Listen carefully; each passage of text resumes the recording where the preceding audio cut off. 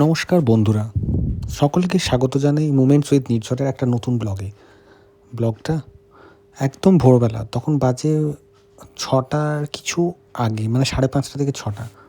তো ভোরবেলা উঠে স্নান টান করে রেডি হয়ে চলে গেছিলাম মায়ের মন্দিরে। মায়ের মন্দির অর্থাৎ দক্ষিণেশ্বর। আমার কাছে দক্ষিণেশ্বর মা আর আমার বাঁকুড়ার যে মন্দির দেখায় সমস্ত একই। তো যাই হোক, সকাল সকাল মায়েরও খুব ইচ্ছে ছিল যাওয়ার, বাট অনেকটা সকালে উঠে এবং তাড়াতাড়ি রেডি হতে না পারার কারণে মা আর যেতে পারেনি। তো গেছিলাম আমি, ভাই আর নীল, আমরা তিনজনেই। তো তারপর সোজা ওখান থেকে আমরা রাস্তায় বেরিয়ে হাঁটতে হাঁটতে আমাদের বাড়ির সামনে যে জগন্নাথ ধাম মন্দির সেটা ক্রস করে একটা ট্যাক্সি নিয়ে চলে গেছিলাম মায়ের মন্দিরে।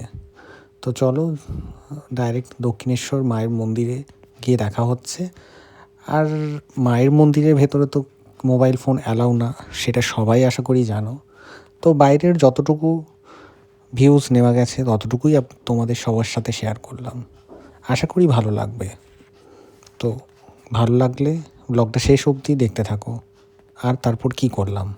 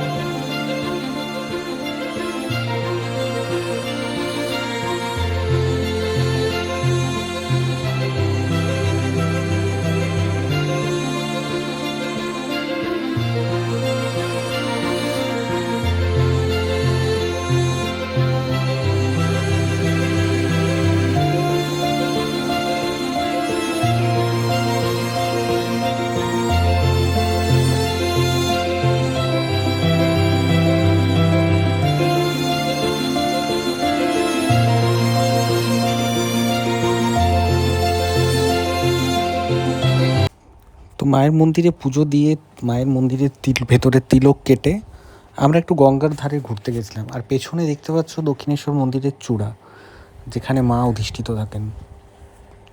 এবং বাইরে ক্যামেরা অ্যালাউড, কিন্তু ভেতরে ক্যামেরা নিয়ে জুতো এগুলো নিয়ে প্রবেশ করা যায় না।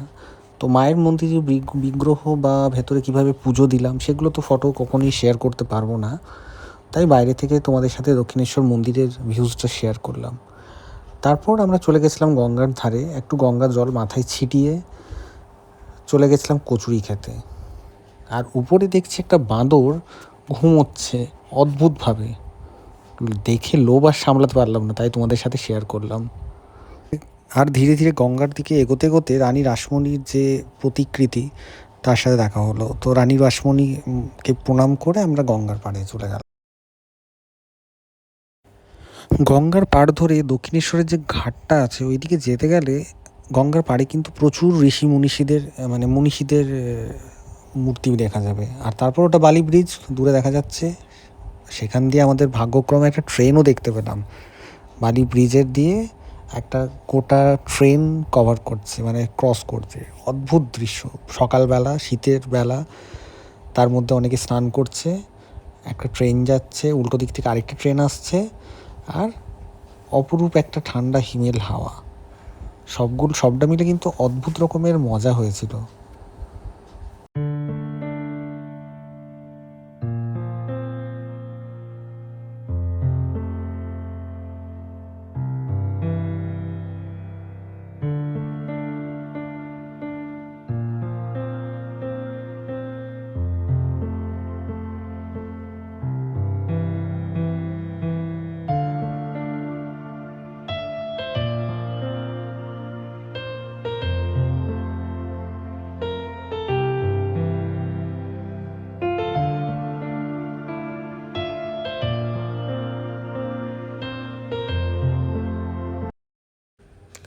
তারপর কচুরি আর ডাল ওখানে মিস করা তো যায় না, তো ওটা খেয়ে বাড়ির পথে হাঁটা লাগালাম।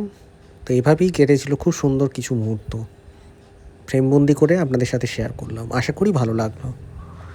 তো চলুন, আবার দেখা হয়ে যাবে নতুন কোনো একটা ব্লগে। তো ততক্ষণের জন্য শুভরাত্রি।